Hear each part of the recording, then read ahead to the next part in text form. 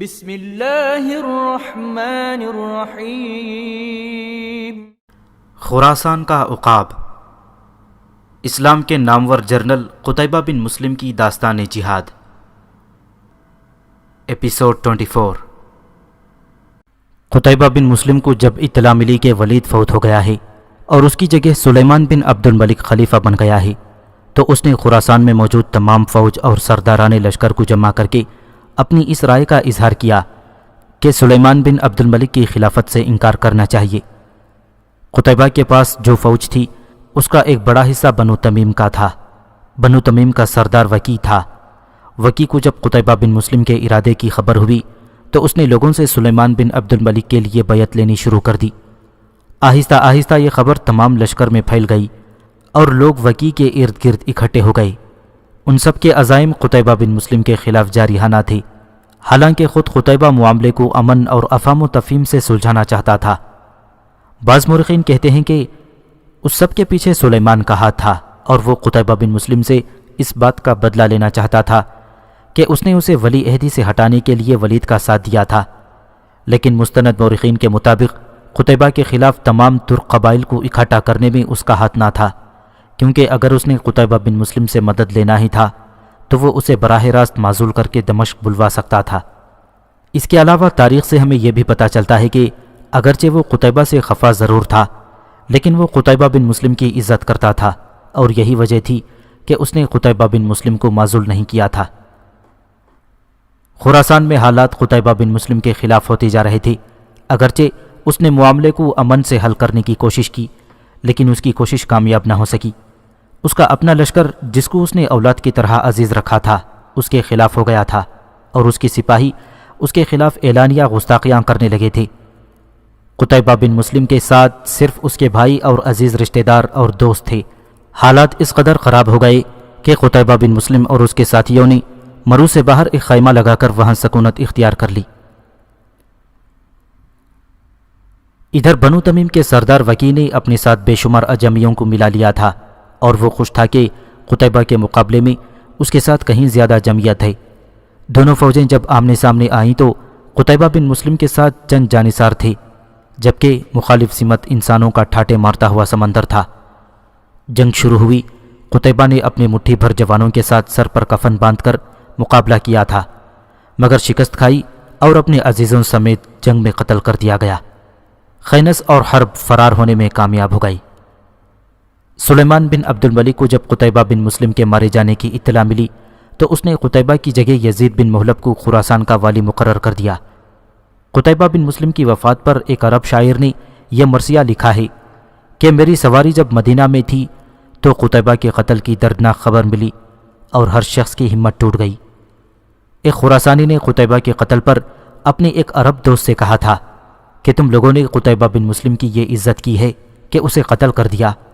بخدا اگر یہ شخص ہمارے ملک میں ہوتا تو ہم اسے تابوت میں محفوظ کر لیتے اور اس کی برکت سے لڑائیوں میں فتح پاتے۔ قتیبہ بن مسلم بنو امیہ کے سرداروں میں سب سے بڑا فاتح تھا۔ اسلامی تاریخ میں بھی اس کا نام ایک عظیم فاتح کی حیثیت سے یاد رکھا جائے گا، لیکن اتنے بڑے فاتح کی ایسی حسرتناک موت افسوسناک حادثہ ہے، لیکن اس کی موت کا ذمہ دار سلیمان بن عبد الملک کو نہیں ٹھہرایا جا سکتا، کیونکہ اس نے سلیمان کے خلاف بغاوت کا ارادہ کیا تھا اور اپنے ہی ساتھیوں کے ہاتھوں مارا گیا تھا۔ اگرچہ قتیبہ بن مسلم کا انجام افسوسناک تھا، لیکن اسلامی سلطنت کے لیے اس کی خدمات کو کبھی فراموش نہیں کیا جا سکتا۔ یہ الگ بات ہے کہ تاریخ میں اس کے ساتھ بہت زیادتی ہوئی ہے اور اس کو وہ مقام نہیں دیا گیا جس کا وہ حقدار تھا، حالانکہ یہ اسی کی فہم و فراست تھی جس کی وجہ سے ترکستان مکمل طور پر اسلامی سلطنت کا حصہ بن گیا۔ اس کے علاوہ خراسان کا ایک بڑا حصہ اسلامی سلطنت میں شامل ہوا۔ اس نے بخارا اور سمرقند جیسے بڑے اور اہم شہر فتح کر کے اسلامی سلطنت کو تجارت کی ایک بڑی منڈی دی تھی۔ اس کے علاوہ اس نے چین کے حکمرانوں کو مسلمانوں کی اطاعت پر مجبور کر دیا۔ اس کا ایک اور کمال یہ تھا کہ اس نے جہاں بھی جنگ لڑی ہمیشہ فتح پائی، سوائے بخارا کے، جہاں پہلی مرتبہ حملے کے دوران اس کو شکست اٹھانا پڑی تھی۔ اس کے علاوہ اس نے کابل اور افغانستان کو بھی اسلامی سلطنت میں شامل کیا تھا۔ اس کے فتح کیے ہوئے علاقوں کا رقبہ تقریباً اتنا ہی تھا جتنا باقی اسلامی سلطنت کا رقبہ تھا۔ اس کی فتوحات میں موجود روس کے بھی کچھ علاقے شامل تھے۔ وہ واقعی تاریخ اسلام کا ایک زبردست جرنیل تھا۔ رات کی گھمبیر تاریکی میں دو مسافر اپنے گھوڑے سر پر دوڑاتے فربار کے علاقے میں داخل ہوئے۔ وہ خینس اور حرب تھے۔ جب وہ گلی کے اندر داخل ہی ہوئے تھے تو ایک سمت سے مدھم اور رازدارانہ سی آواز آئی، ٹھہرو، کون ہے؟ خینس نے حرب کے کان میں سرگوشی کی، یہ عتیقہ ہے، شاید بیچاری کافی دیر سے تمہارا ہی انتظار کر رہی ہے، تم اس سے مل لو، میں گھر جاتا ہوں، تم بھی یہاں سے فارغ ہو کر گھر آ جانا تاکہ ماں سے مل سکو۔ بستی میں اس وقت سوائے بوڑھے، عورتوں اور بچوں کے کوئی نہیں ہے۔ لڑائی میں حصہ لینے والا قبیلے کا لشکر اگر واپس آ گیا تو ہمیں زندہ نہ چھوڑیں گے۔ میں آخری بار ماں سے ملنا چاہتا ہوں، پھر شاید اس کی صورت دیکھنا نصیب نہ ہوگا۔ یہ دور ہماری زندگی کا بدترین دور ہوگا۔ تم وقت ضائع نہ کرنا اور جلدی آ جانا، میں تمہارے متعلق فکر مند رہوں گا۔ حرب جب عتیقہ سے قریب ہوا تو اس نے بڑی بےتابی سے پوچھا، جنگ کا کیا بنا؟ حرب نے اداسی سے کہا، ہم ہار گئے ہیں۔ قتیبہ بن مسلم کہاں ہے؟ اسے قتل کر دیا گیا ہے، ہم دونوں بڑی مشکل سے جان بچا کر بھاگے ہیں۔ عتیقہ سسکیاں لے لے کر رونے لگی اور حرب اسے تسلی دے رہا تھا۔ خینس ان کی اتنی ہی بات چیت سننے کے بعد آگے بڑھ گیا تھا۔ دبے پاؤں خینس اپنے گھر داخل ہوا اور صحن عبور کرتا ہوا وہ اس کمرے کے سامنے جا کھڑا ہوا جس میں سے روشنی چھین چھین کر باہر آ رہی تھی۔ دروازے کا ایک پٹ نیم وا تھا۔ اس نے دیکھا کمرے کے اندر سلامہ، مراجل، ماروا اور دمنہ چاروں نمازیں پڑھ رہی تھیں۔ اس نے اپنے دل میں کہا، تو کیا ماروا اسلام قبول کر چکی ہے؟ تھوڑی دیر کے لیے اس کے لبوں پر مسکراہٹ پھیلی، مگر جلد ہی وہ پھر کسی سوچ میں پڑ گیا اور اس کا سر جھک گیا۔ احمد گھر پر نہ تھا، شاید وہ نماز پڑھنے مسجد میں گیا ہوا تھا۔ خینس پتہ نہیں کب تک وہاں کھڑا رہا کہ اندر سے سلامہ کی آواز آئی، کون ہے باہر؟ خینس آہستہ آہستہ اندر آ گیا۔ اس کے کپڑے اور چہرہ خون آلود تھا۔ چاروں گھبرا کر کھڑی ہو گئیں۔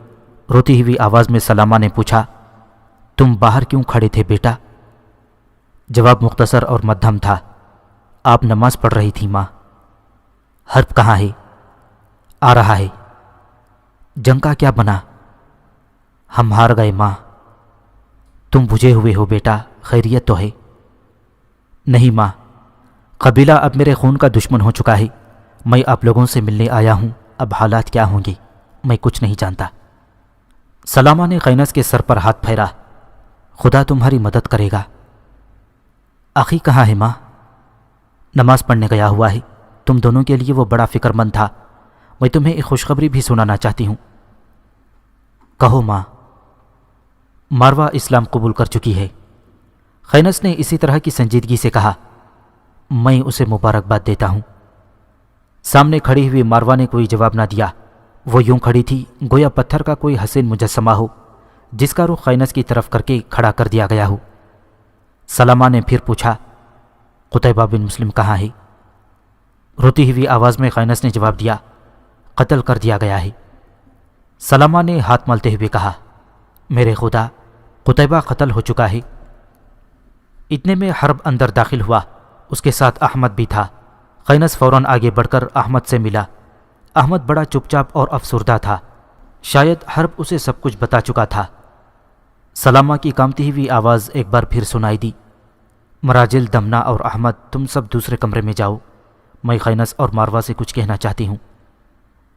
وہ سب جب دوسرے کمرے میں چلے گئے، سلامہ ماروا کا ہاتھ پکڑ کر اسے کمرے کے ایک کونے میں لے گئی، پھر اس کے کان میں سرگوشی کی، بیٹی میں جانتی ہوں اس موقع پر جب کہ خینس رخصت ہو رہا ہے تم اس سے بہت کچھ کہنا چاہتی ہو۔ وہ ایسے حالات میں ہم سے رخصت ہو رہا ہے کہ مستقبل قریب میں مجھے اس سے ملنے کی کوئی امید نہیں ہے۔ ایسے موقع پر تمہارے جذبات کیا ہیں میں جانتی ہوں، اس لیے میں نے سب کو دوسرے کمرے کی طرف چلے جانے کو کہہ دیا۔ میں خینس کو تمہارے پاس بھیجتی ہوں، تم کھل کر اپنے دل کا غبار ہلکا کر لو۔ سلامہ خینس کے پاس آ گئی اور بین کرتی ہوئی آواز میں اس نے کہا، خینس میرے لال، ماروا تم سے کچھ کہنا چاہتی ہے، جاؤ اس کی بات سن لو۔ خود وہ باہر نکل گئی۔ صحن میں کھڑے ہوئے وہ خینس کے گھوڑے کے پاس آئی اور اس کی گردن تھپ تھپاتے ہوئے وہ مدھم مدھم سسکیوں میں رونے لگی۔ خینس گردن جھکائے آہستہ آہستہ چلتا ہوا بالکل مجرموں کی طرح ماروا کے سامنے آ کھڑا ہوا۔ ماروا نے صرف چند ثانیے اسے دیکھا پھر اس نے اپنا سر دیوار پر لٹکا دیا اور زور زور سے رونے لگی۔ خینس نے جب بڑی مشکل سے اسے چپ کرایا تو تھوڑی دیر تک وہ وحشت اور مایوسی کے ملے جلے جذبات سے اسے دیکھتی رہی۔ اس کے چہرے سے یوں ظاہر تھا جیسے اس کی عزیز ترین کوئی چیز اسے زبردستی چھین رہا ہو۔ اچانک اس بیچاری کا دل بھر آیا اور خینس کی ابا درست کرتے ہوئے اس نے پوچھا، یہاں سے نکل کر کہاں جاؤ گی؟ فی الحال میری کوئی منزل نہ ہوگی۔ قبیلے کا سردار وکی شاید مجھے زندہ گرفتار کرنے کے لیے میرے پیچھے آدمی لگا دے۔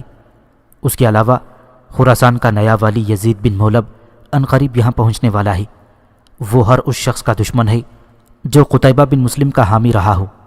وہ بھی یہاں پہنچنے کے بعد مجھ سے انتقام لے گا۔ ایسی صورت میں ایک جگہ جم کر میں کیسے رہ سکتا ہوں؟ ماروا نے تجویز پیش کی، تو پھر خاتونہ کے پاس چلے جائیں۔ جب چاروں طرف پھیلے ہوئے خطرات کچھ کم ہو جائیں تو میں بھی تمہارے پاس چلی آؤں گی۔ خینس کی گردن جھک گئی۔ ایسا نہیں ہو سکتا، اس طرح میری وجہ سے ان کا قبیلہ بھی مصیبت میں مبتلا ہو جائے گا، اور یہ بات میں پسند نہیں کرتا۔ ماروا پھر رونے لگی۔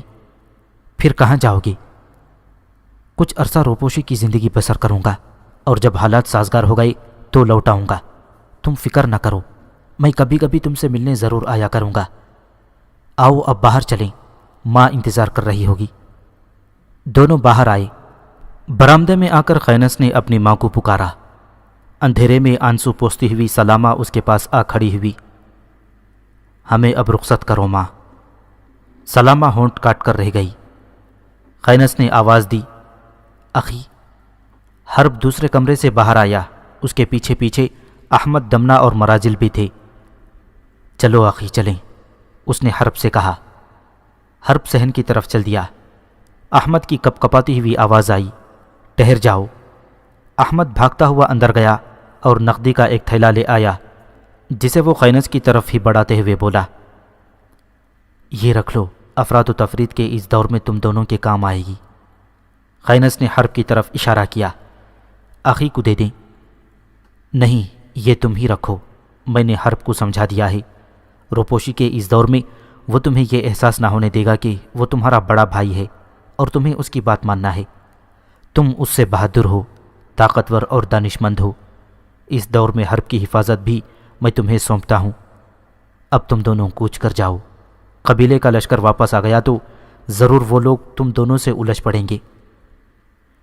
سلامہ دونوں کے ہاتھ پکڑ کر ان کے گھوڑے کے پاس لائی اور خینس کے گھوڑے کی گردن پر ہاتھ پھیرتے ہوئے اس نے کہا، تمہارے گھوڑے کی خرجین میں نے خشک پھل، گوشت اور کھانے کا کچھ سامان بھی ڈال دیا ہے۔ نقدی کی تھیلی سنبھال کر رکھنا، جب کبھی ہمیں ملنے آؤ تو بڑی احتیاط سے آنا۔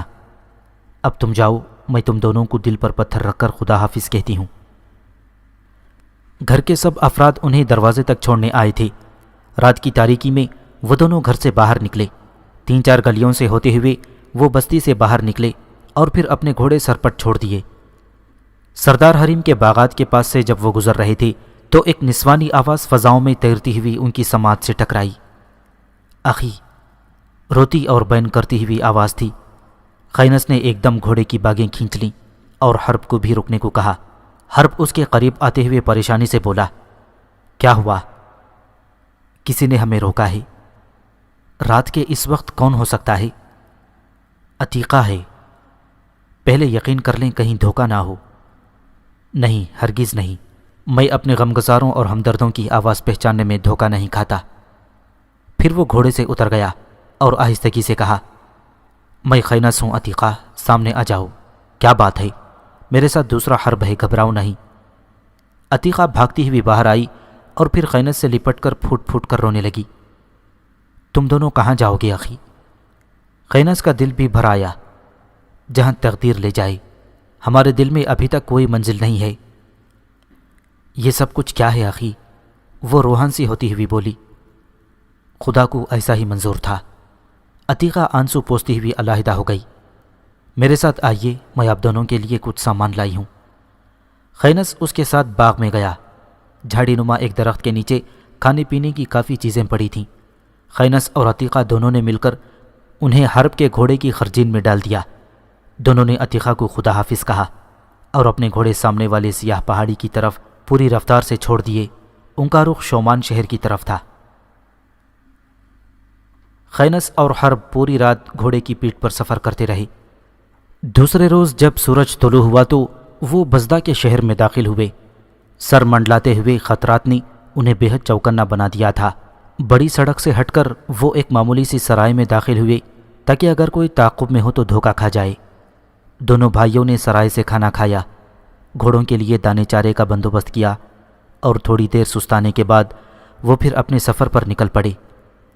بزدہ سے نکل کر وہ نصف کے راستے کشک کو جاتی ہوئی شاہراہ کو انہوں نے چھوڑ دیا اور ایک گمنام راستے کے ذریعے وہ قصبہ نام کے شہر میں داخل ہوئے جو بڑی شاہراہ سے ہٹ کر تھا اور جہاں لوگوں کی آمد و رفت بہت کم تھی۔ اس شہر میں انہوں نے کوئی 1 ماہ قیام کیا تھا۔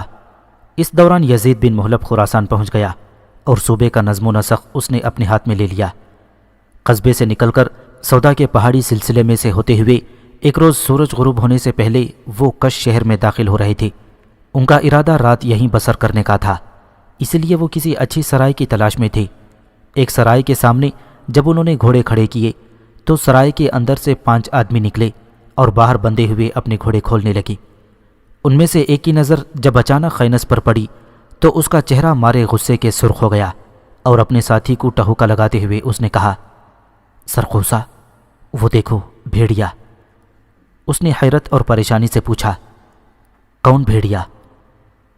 فربار شہر کا عرب خینس بن یوسف اور تمہارے چچازاد بھائی باغر کا قاتل۔ اس کا ہاتھ تلوار کے دستے پر چلا گیا۔ تم نے کیسے پہچانا؟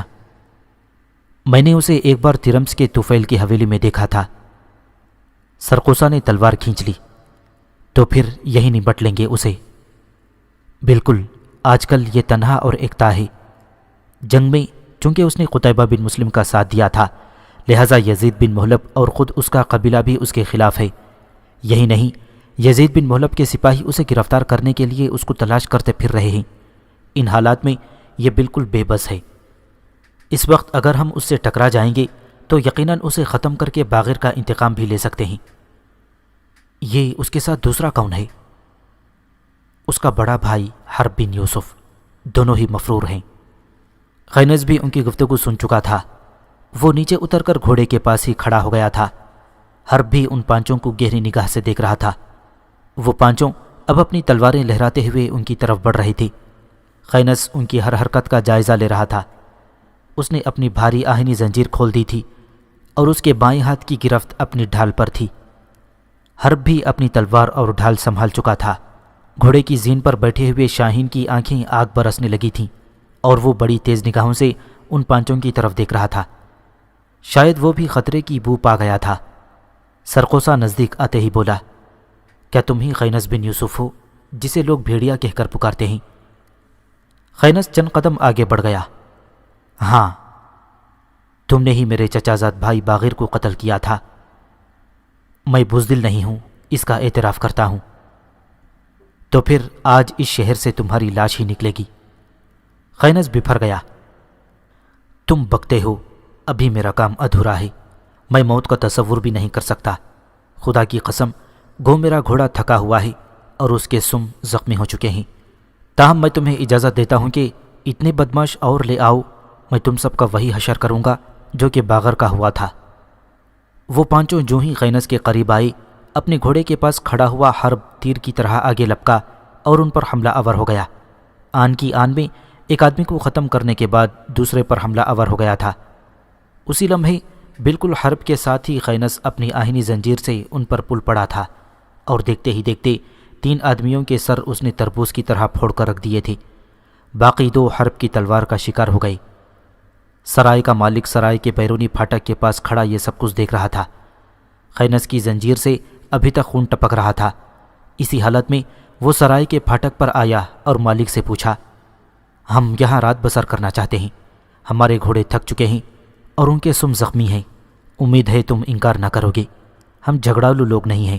انہوں نے خود بغیر کسی وجہ کے ہمارا راستہ روک کر لڑائی کی طرح ڈالی تھی، سو ہم نے انہیں ایسا سبق دیا جو ان کے لیے مناسب تھا۔ سرائے کا مالک مسکرا دیا، تم دونوں بہادر اور شجاع جوان ہو، تمہیں سرائے میں نہ ٹہرانا بھی ایک غداری ہے۔ خینس نے حیرت سے پوچھا، وہ کیوں؟ اس لیے کہ یہ 5 بدماش کل سے میری سرائے میں ٹہرے ہوئے ہیں اور جو کچھ انہوں نے کھایا ہے اس کی قیمت بھی ادا نہیں کی۔ اب یہ مجھے لمبے چوڑے کھانے کا حکم دے کر تھوڑی دیر کے لیے کہیں باہر جا رہے تھے، شاید کوئی لوٹ مار کے لیے، کیونکہ یہ ڈکیت ہیں۔ خینس حرب کے ساتھ سرائے میں داخل ہو گیا۔ میں تمہارا مشکور ہوں۔ ایک اور بات سنو۔ ہاں کہو۔ ان کے 3 ساتھی اور بھی ہیں، وہ کل کے کہیں باہر گئے ہوئے ہیں، آج وہ بھی لوٹ کر آئیں گے، اس لیے تم ذرا محتاط رہنا۔ تم اندر چل کر بیٹھو، میں ملازم سے کہہ کر تمہارے گھوڑے طویلے میں پہنچاتا ہوں تاکہ ان کی خوراک کا بندوبست کرے، اور پھر مجھے یہ لاشیں بھی ٹھکانے لگانی ہیں۔ اگر یہ اس طرح یہاں پڑی رہیں تو میری سرائے بند ہو جانے کا اندیشہ ہے۔ اس وقت جب کہ رات 2 گھڑیاں بیت چکی تھیں، ایک آرام دہ کمرے میں حرب سو رہا تھا، مگر اس کے ساتھ والے بستر میں خینس ابھی تک جاگ رہا تھا۔ وہ بستر میں لیٹا ہوا تھا، اس کی آنکھیں چھت پر لگی ہوئی تھیں، اس کا شاہین پلنگ کے پائے پر بیٹھا تھا اور آہنی زنجیر اسی کے پائے سے لٹک رہی تھی۔ کافی دیر تک وہ اسی طرح لیٹا رہا، حتیٰ کہ سرائے کا بیرونی دروازہ کھلنے کی آواز آئی۔ وہ شاید اسی وقت کا انتظار کر رہا تھا۔ فوراً پلنگ سے اترا اور اپنے کمرے سے باہر آ کر کھڑا ہو گیا۔ اس کا شاہین اور آہنی زنجیر اس کے پاس تھے۔ دروازہ کھلنے پر 3 سوار اندر داخل ہوئے۔ ان میں سے ایک نے بڑی غصیلی آواز میں پوچھا، کیا وہ ابھی تک اس سرائے میں ٹھہرا ہوا ہے؟ اس نے ہمارے ساتھیوں کو ختم کیا ہے۔ سرائے کے مالک نے کوئی جواب نہ دیا، اس کی گردن جھکی ہوئی تھی اور وہ خاموش تھا۔ نوارد پھر گرجا، سچ سچ بتاؤ ورنہ میں تمہاری گردن اڑا دوں گا۔ اس سے قبل کہ سرائے کا مالک کوئی جواب دیتا، رات کے گھپ اندھیرے میں خینس کا وہی غیر مانوس قہقہہ بلند ہوا جس کی بازگشت سرائے کی پوری عمارت میں گونجی، اور ساتھ ہی اس کی آواز بلند ہوئی، میں یہی ہوں اور تمہارا ہی منتظر ہوں۔ نوارد نے پوچھا، کون ہو تم؟ وہی جسے تم لوگ بھیڑیا کہہ کر پکارتے ہو۔ کسی نے کوئی جواب نہ دیا۔ خینس پھر بولا، میں تمہیں بھاگنے نہیں دوں گا۔ خینس نے ان تینوں کی طرف اشارہ کیا۔ تھوڑی دیر تک تاریک فضا میں شاہین کے پروں کی پھڑپھڑاہٹ سنائی دی، پھر ان تینوں پر جھپٹ پڑا۔ تھوڑی دیر تک فضا میں چیخ و پکار اور آہوزاری بلند ہوتی رہی، پھر سکوت چھا گیا، گہرا اور محیب سکوت۔ وہ تینوں ختم ہو چکے تھے۔ سرائے کا مالک ابھی تک حیران و پریشان کھڑا تھا۔ شاہین اپنا کام کر کے واپس آ چکا تھا۔ اپنے کمرے میں واپس جانے کے لیے خینس جب واپس مڑا تو حرب اس کے پیچھے کھڑا ہوا تھا۔ اس کے ہاتھ میں ننگی تلوار اور ڈھال تھی اور وہ مسکرا رہا تھا۔ خینس نے مڑتے ہی کہا، تم جاگ گئے اخی؟ حرب اور کھل کر ہنس دیا، میں سویا ہی کب تھا، میں نے تو ویسے ہی آنکھیں بند کر رکھی تھیں، یہ کیسے ہو سکتا ہے کہ تم جاگ رہے ہو اور میں سو جاؤں؟ دونوں بھائی اپنے کمرے میں آ کر بیٹھے ہی تھے کہ دروازے پر کسی نے دستک دی۔ دونوں نے سوالیہ نگاہوں سے ایک دوسرے کو دیکھا، پھر وہ دونوں ہی اٹھ کر کھڑے ہو گئے۔ خینس کے ہاتھ میں خون آلود زنجیر اور ڈھال تھی، اور حرب بھی تلوار اور ڈھال سے مسلح تھا۔ عین دروازے کے سامنے خینس جا کھڑا ہوا، ڈھال اپنے سامنے کر لی اور وہ زنجیر کا وار کرنے کے لیے پوری طرح تیار کھڑا تھا۔ ایک طرف کھڑے ہو کر حرب نے دروازہ کھولا تو سامنے سرائے کا مالک مخارق کھڑا تھا۔ دونوں بھائی ایک دوسرے کی طرف دیکھتے ہوئے مسکرا رہے تھے۔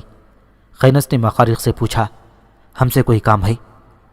مخارق اندر آ گیا، میں تم سے بہت کچھ کہنا چاہتا ہوں، میں تمہارا مشکور ہوں کہ تم دوسری بار میرے کام آئے ہو، اگر تم دخل اندازی نہ کرتے تو یہ یقیناً میرا خاتمہ کر دیتے۔ خینس مسکرا دیا، یہ کوئی بڑا کام نہیں، اور پھر تم بھی تو انہیں ہمارا پتہ نہ دے رہے تھے۔ یہ میرا اصول ہے، جو شخص میری سرائے میں قیام کرتا ہے اس کی حفاظت میں اپنا فرض سمجھتا ہوں۔ اب تم آرام کرو، تمہارے کمرے کے گرد میں اپنے آدمی کھڑے کر دیتا ہوں جو تمہاری حفاظت کریں گے۔ اس کی کوئی ضرورت نہیں ہے، ہم اپنی حفاظت کے طریقوں سے آگاہ ہیں، خینس نے کہا۔ مخارق واپس چلا گیا۔ خینس اور حرب اپنے بستروں میں گھس گئے۔ دوسرے روز صبح سویرے ہی وہ کنش سے کوچ کر گئے۔ سورج غروب ہونے کے قریب تھا، فضا دھندلی ہوتی جا رہی تھی، چھوٹی چھوٹی پہاڑیوں کے ساتھ ساتھ دھواں ہی دھواں پھیلتا جا رہا تھا۔ خینس اور حرب دریائے زنیل کا چوبی پل عبور کرنے کے بعد شومان شہر میں داخل ہو رہے تھے۔ شہر جب سے مسلمانوں کی علمبرداری میں آیا تھا اس میں کافی تبدیلیاں رونما ہو گئی تھیں۔ شہر کے وسط میں جہاں کبھی ایک بڑا آتش کدہ تھا وہاں اب ایک شاندار مسجد تھی جس کے مینار میلوں دور تک دکھائی دے رہے تھے۔ دونوں نوتس کے گھر کے پاس آئے مگر وہاں تالا پڑا ہوا تھا۔ وہ کچھ پریشان سے ہو گئے۔ انہوں نے اپنے چہرے ڈھانپ رکھے تھے تاکہ کوئی جان پہچان کا آدمی نہ مل جائے۔ وہ کچھ دیر وہاں کھڑے رہے۔ اتنے میں مسجد کی طرف سے پرسکوت آواز بلند ہوئی، اللہ اکبر، اللہ اکبر۔ اذان ہو رہی تھی۔ وہ دونوں مسجد کی طرف لپکے۔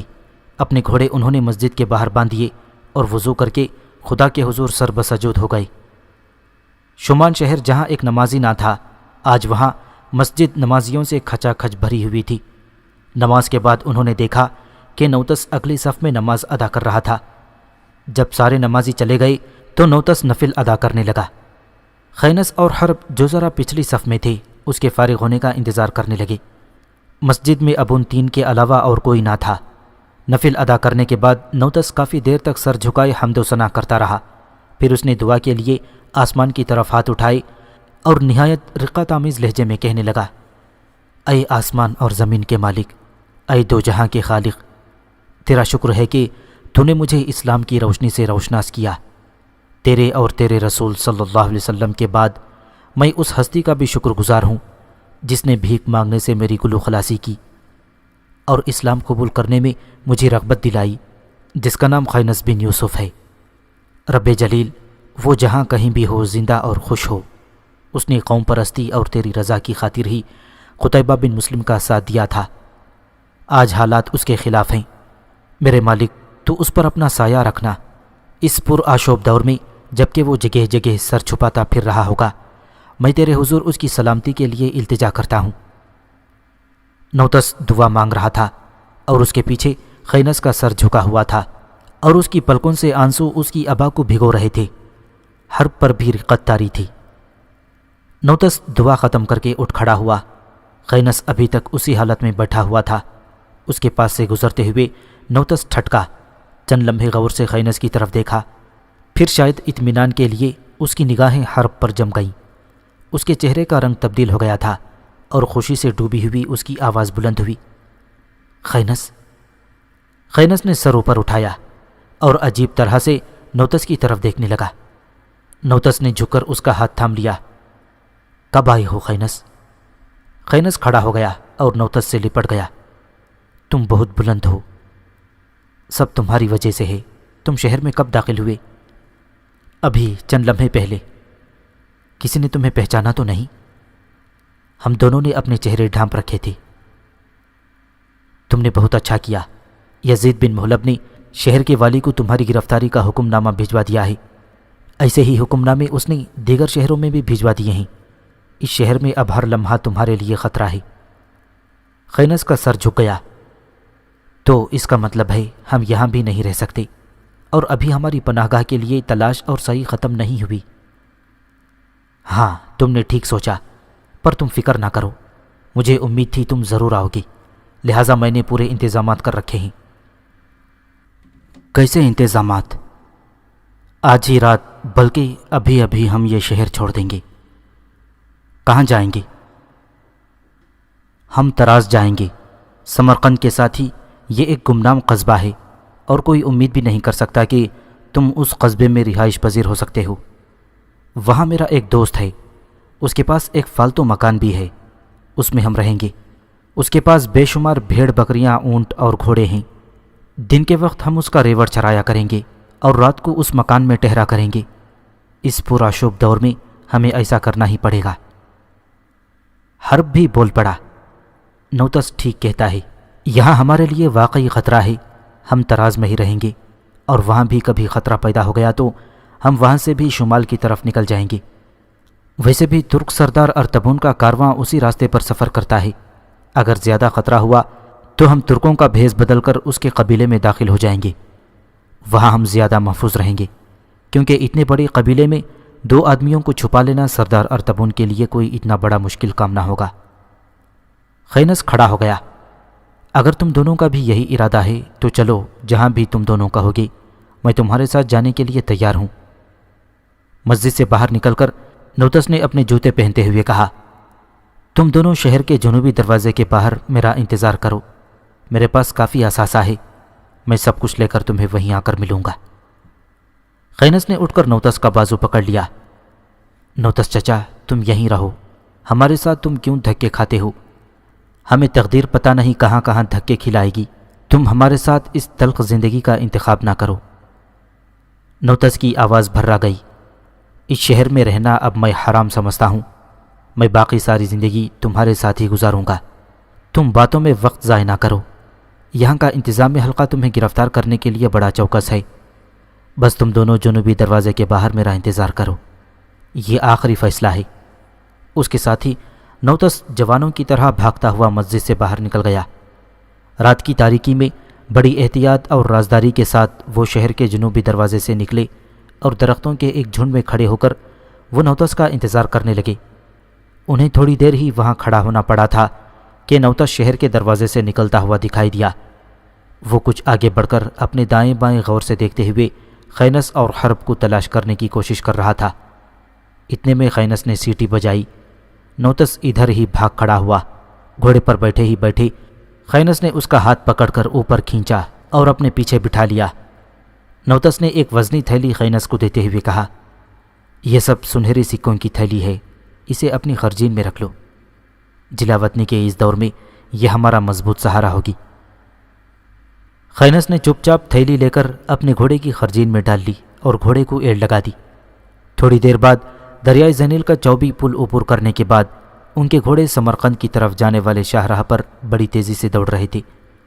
کئی دن کی لگاتار مسافت کے بعد وہ تینوں ایک روز سمرقند سے ایک فرسنگ جنوب کی طرف ایک ایسی بستی میں داخل ہو رہے تھے جس کا نام تراس تھا۔ بستی کے مشرقی محلے میں آ کر نوتس نے ایک حویلی کے دروازے پر دستک دی۔ ایک ادھیڑ عمر کے مرد نے دروازہ کھولا۔ پہلے وہ چند لمحوں تک گھور گھور کر نوتس کو دیکھتا رہا، پھر چلا پڑا، اوہ نوتس، میرے عزیز دوست اور محسن۔ نوتس بھی آگے بڑھ کر اس سے لپٹ گیا۔ کیسے ہو آغاؤس؟ دونوں تھوڑی دیر تک آپس میں لپٹے رہے اور جب علیحدہ ہوئے تو نوتس نے اسے خینس اور حرب سے متعارف کرایا۔ آغاؤس تینوں کو لے کر اندر چلا گیا اور ایک کھلے میدان میں جا کر بیٹھ گئے۔ نوتس نے بیٹھتے ہی کہا، آغاؤس میرے دوست، ہم تینوں یہاں مستقل رہائش کا ارادہ رکھتے ہیں، کیا تم ہمیں اپنا وہ مکان دے دو گے جو خالی پڑا ہے؟ ہم تمہیں اس کی قیمت ادا کر دیں گے۔ آغاؤس نے ناراض ہو کر کہا، اجنبیوں کی سی باتیں نہ کرو نوتس، تم میرے ایسے دوست ہو جسے میں بھائی سے بھی زیادہ عزیز رکھتا ہوں، تم تینوں میرے ساتھ اسی مکان میں رہو گے۔ یوں نہیں، اگر تم چاہتے ہو کہ ہم تراز میں رہیں تو تمہیں اپنے اس فالتو مکان میں ہمیں رہنے کی اجازت دینا ہوگی۔ ہماری کچھ مجبوریاں ہیں جن کی بنا پر علیحدہ رہنے میں ہی ہماری سلامتی ہے، کیونکہ ہمارا وہ مکان بستی سے باہر ہے، لہٰذا وہ ہمارے لیے زیادہ مناسب ہے۔ کیا مجبوری ہے تمہیں؟ آغاؤس نے پوچھا۔ فی الحال میں تمہیں نہیں کہہ سکتا، نوتس نے کہا۔ اگر یہی بات ہے تو تم اس مکان میں جا کر رہ سکتے ہو، مگر کیا؟ ایک شرط پر۔ ہاں کہو۔ میں اس مکان کی قیمت تم سے نہ لوں گا، آج سے اس مکان کو تم اپنا ہی جانو۔ منظور ہے، مگر ایک شرط کے ساتھ۔ ہاں تم بھی کہہ دو، آغاؤس نے کہا۔ تم ہمیں اجازت دو گے کہ ہم دن کے وقت تمہارا ریوڑ چرایا کریں اور رات میں اس مکان میں بسر کریں، سمجھو یہ بھی ایک مجبوری ہے، اور اگر تم نے نہ مانا تو ہم اسی وقت یہاں سے کوچ کر جائیں گے، سمرقند کے کسی سرائے میں رہیں گے۔ نوتس نے کہا، اگر تمہاری اسی میں خوشی ہے تو میں یہ بھی منظور کرتا ہوں۔ تو پھر اٹھو، ہم اسی وقت وہاں جانا چاہتے ہیں۔ آغاؤس کھڑا ہو گیا۔ چلو جیسی تمہاری مرضی۔ آغاؤس نے ان کے لیے اس مکان کی اچھی طرح صفائی کرا دی۔ دوسرے روز سے وہ اس مکان میں رہنے لگے۔ صبح سے شام تک وہ آغاؤس کا ریوڑ چراتے اور رات بستی سے باہر اس مکان میں بسر کر لیتے۔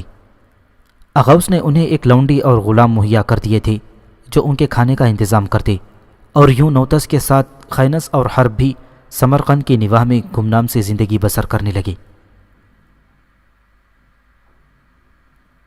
ماروا، سلامہ، دمنہ اور مراجل صحن میں بیٹھی کھانا کھا رہی تھیں اور باتیں بھی کر رہی تھیں۔ موضوع خینس اور حرب تھے اور سب ان کی سلامتی کے لیے دعا کر رہے تھے۔ ماروا ان سب میں پیش تھی۔ خینس کے متعلق وہ سخت فکر مند تھی۔ وہ اس کے متعلق بہت کچھ سننا چاہتی تھی کہ وہ کہاں ہے، کس حال میں ہے۔ ایسے بہت سے سوال اس کے ذہن میں تپش پیدا کر رہے تھے جن کا جواب اسے کوئی بھی دینے والا نہیں تھا۔ صحن کے ایک طرف توانا گھوڑوں کے آگے گھاس پھیلا رہی تھی کہ احمد بھاگتا ہوا گھر میں داخل ہوا۔ وہ بری طرح ہانپ رہا تھا۔ اسے دیکھتے ہی سب نے باتیں کرنا چھوڑ دیں۔ احمد ان کے پاس آ کر کھڑا ہو گیا۔ توانا بھی بھاگ کر وہیں آ گیا تھا اور فکر مندی سے احمد کی طرف دیکھنے لگا۔ گھبراہٹ اور فکر مندی میں کھڑے ہوتے ہوئے سلامہ نے پوچھا، کیا ہوا بیٹے؟ احمد نے سانس درست کرتے ہوئے جواب دیا، ماں، یزید بن محلب کا بھائی حبیب بن محلب چند سپاہیوں کے ساتھ ہماری بستی میں آیا ہے۔ اس نے سردار وکی اور کچھ دوسرے لوگوں سے بھی بات کی ہے۔ وہ خینس اور حرب دونوں کو گرفتار کرنے آئے ہیں، اور اگر وہ دونوں نہ ملے تو وہ ماروا کو پکڑ کر لے جائیں گے تاکہ اس پر خوب سختی کی جائے، اور جب خینس ان سختیوں کے متعلق سنے گا تو وہ ضرور ماروا کو چھڑانے آئے گا اور اس طرح اسے گرفتار کر لیا جائے گا۔ سلامہ چلا اٹھی، یہ نہیں ہو سکتا۔ یہ ہو چکا ہے ماں، تم ماروا سے کہو توانا کے ساتھ وہ مکان کی پشت سے نکل جائے۔ میں وہاں ایک رسا باندھ دیتا ہوں جس کی مدد سے وہ آسانی کے ساتھ نیچے اتر جائیں۔ سلامہ رو پڑی، کہاں جائے گی یہ؟ میں اسے نہیں جانے دوں گی، میں اس کی حفاظت کروں گی۔ ضد نہ کرو ماں، ماروا اور توانا سے کہو بھاگ جائیں۔ حبیب اپنے سپاہیوں اور بستی کے چند جوانوں کے ساتھ یہاں آ گیا تو ماروا کی عزت بھی محفوظ نہ رہے گی۔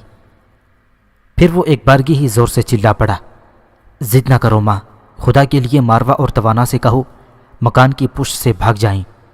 میں اپنے چھوٹے بھائی کی عزت اپنے سامنے لٹتے نہ دیکھ سکوں گا۔ میں ہر وہ ہاتھ کاٹ دوں گا جو ماروا کی طرف اٹھا۔ اگر تم چاہتی ہو کہ اس گھر میں خون نہ بہے تو ماروا سے کہو توانا کے ساتھ بھاگ جائے۔ یہاں سے نکل کر وہ نصف کی کسی سرائے میں جا کر ٹھہر جائیں، اور جب حالات ٹھیک ہو گئے تو میں خود جا کر انہیں لے آؤں گا۔ ماروا کھڑی ہو گئی۔ اپنے آنسو خشک کرتے ہوئے اس نے سلامہ سے کہا، آخی ٹھیک کہتے ہیں ماں، ہم دونوں کا یہاں سے چلے جانا بہتر ہے۔ جب حالات ٹھیک ہو جائیں گے تو ہم دونوں لوٹ آئیں گے، اس میں ہم سب کی بہتری ہے۔ احمد بھاگتا ہوا اندر گیا اور ایک تھیلی لا کر ماروا کو تھماتے ہوئے کہا، یہ سنہری سکوں سے بھری ہوئی ہے، اگر تم ساری زندگی بھی اسے اپنے آپ پر خرچ کرتی رہو تو یہ ختم نہ ہو۔ اگر اس دوران خینس ہمیں ملنے آ گیا تو میں اسے بھی تمہارے متعلق ضرور بتا دوں گا۔ وہ نصف میں تمہاری حفاظت بھی کرے گا اور تم سے ملتا بھی رہے گا۔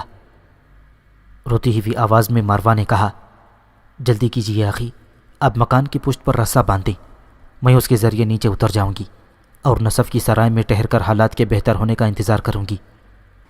میری ماں کی خبر بھی وہیں ہے اور اس کی موجودگی میں مجھے کچھ حوصلہ رہے گا۔ پھر وہ اندر گئی اور 2 تلواریں لے آئی، ایک اپنے اور ایک توانا کے لیے۔ احمد تیزی سے اندر گیا اور ایک لمبا رسا لے آیا۔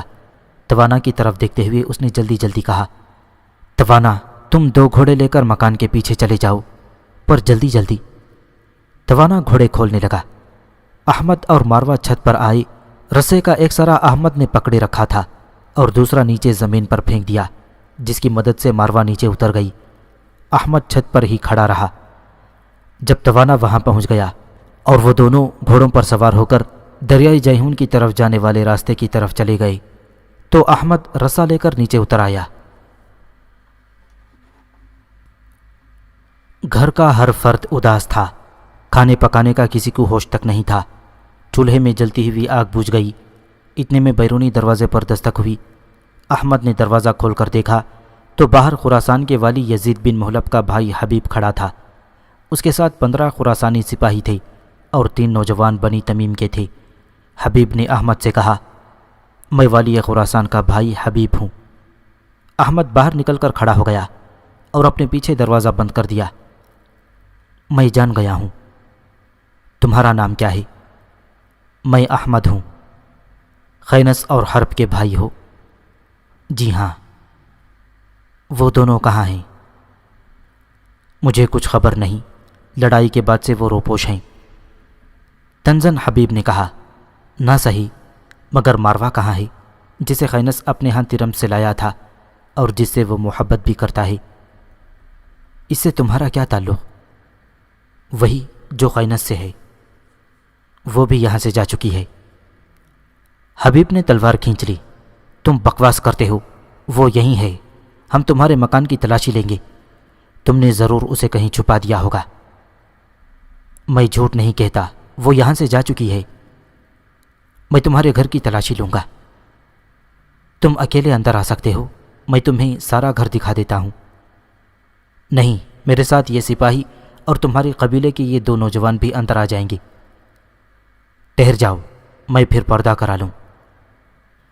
پردہ کرا لو یا ماروا کو کہیں چھپا دو یا اسے بھاگ جانے کو کہہ دو۔ احمد بولنا ہی چاہتا تھا کہ اس کے قبیلے کے 3 نوجوانوں میں سے ایک نے کہا، جھوٹ کیوں بولتے ہو احمد؟ ماروا کو ہم نے خود گھر میں آج دوپہر کے بعد دیکھا ہے، خاموشی سے اسے ہمارے حوالے کر دو، سارا قضیہ ہی ختم ہو جائے گا۔ احمد نے بڑی عاجزی سے کہا، واللہ میں جھوٹ نہیں کہتا، وہ یہاں سے جا چکی ہے۔ ہمیں نہیں پتا تم جھوٹ کہتے ہو یا سچ، ہم مکان کی تلاشی ضرور لیں گے۔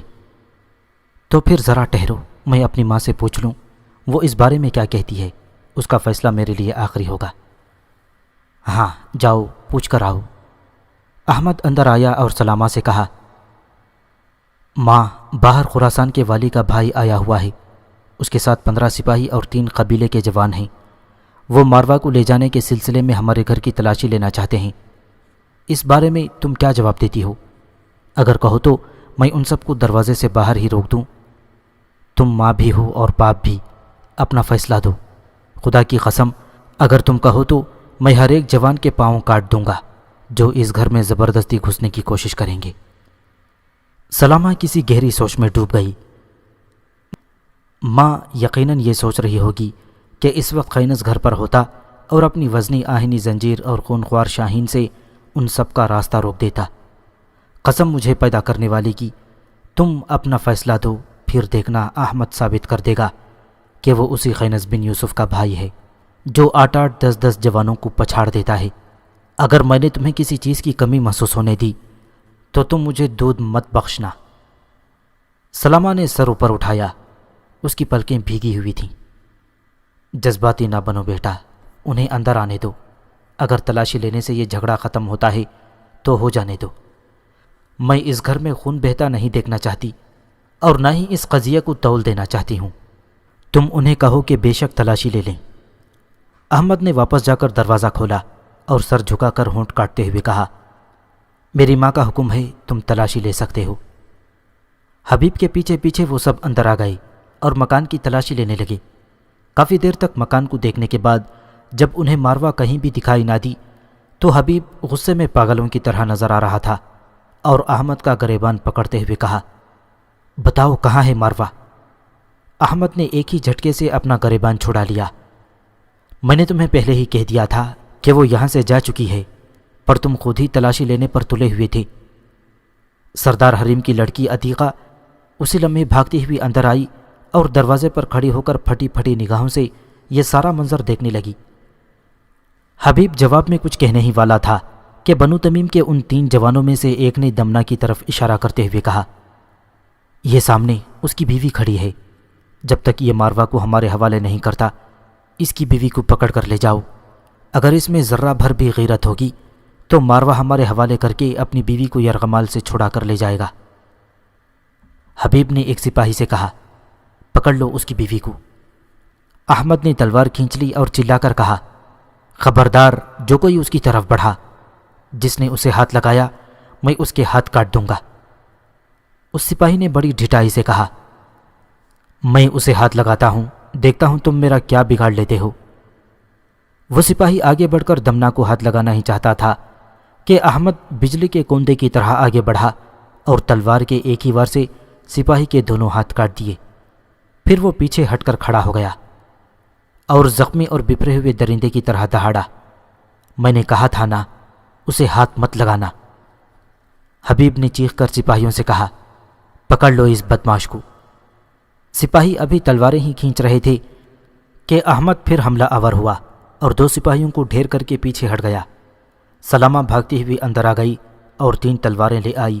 ایک ایک تلوار اس نے دمنہ اور مراجل کو تھما دی اور ایک تلوار خود سنبھالتے ہوئے اس نے کہا، اگر مرنا ہی ہے تو اپنے گھر کے صحن میں عزت کی موت مر جاؤ۔ سپاہی بپھرے ہوئے احمد کی طرف بڑھ رہے تھے کہ اتنے میں سلامہ، مراجل اور دمنہ نے ان پر حملہ کر دیا۔ ان تینوں نے مل کر 2 سپاہی ختم کر دیے، لہٰذا کچھ سپاہی پلٹے اور ان تینوں پر حملہ آور ہونے لگے۔ سپاہیوں کے مقابلے میں احمد نے اپنی جان پوری طرح لگا دی تھی، مگر سپاہیوں کی تعداد زیادہ تھی اور اس کی قسمت ہار چکی تھی، لہٰذا وہ قتل ہو گیا اور اس کی لاش سے بہنے والا خون گھر کے کچے صحن کو تر کرنے لگا۔ سلامہ، مراجل اور دمنہ بھی بڑی بے جگری سے لڑ رہی تھیں، مگر اتنے سپاہیوں کے سامنے ان کی کوئی پیش نہ گئی اور وہ بھی ایک ایک کر کے قتل ہو گئیں۔ ایک سپاہی نے سلامہ کے پیٹ میں اپنی تلوار گھونپ دی۔ وہ جب زمین پر پڑی مر رہی تھی تو اس نے صحن کی خون آلود مٹی کو اپنی مٹھی میں بھرتے ہوئے بڑی بے بسی اور حسرت سے کہا، خینس، میرے بچے، میرے لال، تم کہاں ہو؟ کاش تم یہاں ہوتے اور اپنی ماں کی حسرت زدہ موت کا نظارہ کر سکتے۔ تم جہاں کہیں بھی ہو، میری آنکھوں کے نور، خوش اور سلامت رہو۔ اس کے ساتھ ہی اس نے اپنا آخری سانس لیا اور اس فانی دنیا سے کوچ کر گئی۔ حبیب اپنے ساتھیوں کے ساتھ باہر نکل گیا اور گلی میں آ کر سپاہیوں سے کہا، 2 مل کر چاروں طرف پھیل جاؤ، اگر وہ یہاں سے جا ہی چکی ہے تو کہیں نزدیک ہی ہوگی، اسے ہر حالت میں زندہ گرفتار کرنا ہے۔ سپاہی ادھر ادھر بھاگنے لگے، حبیب بھی چلا گیا، بستی کے تینوں جوان بھی اس کے ساتھ تھے۔ عتیقہ بھاگتے ہوئے آگے بڑھی اور سلامہ کی خون آلود لاش سے لپٹ کر اور پھوٹ پھوٹ کر رونے لگی تھی۔